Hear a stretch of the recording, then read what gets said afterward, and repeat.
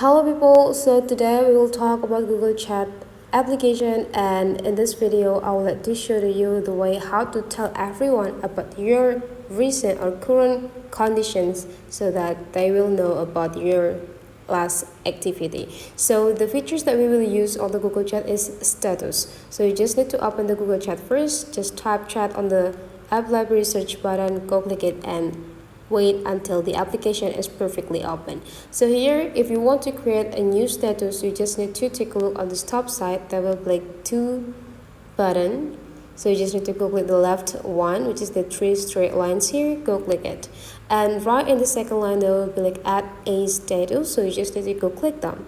Now you can just write your own status, or you can just use what status that already provided by the Google Chat application itself. So let's say today you are sick, so you cannot even reply or respond any chat that come into your Google Chat. So you just need to type it, and then you just need to also adjust in the time when you want to use this status on your Google Chat account. You can just do this today, or you can also click this week, or you can custom it by yourself.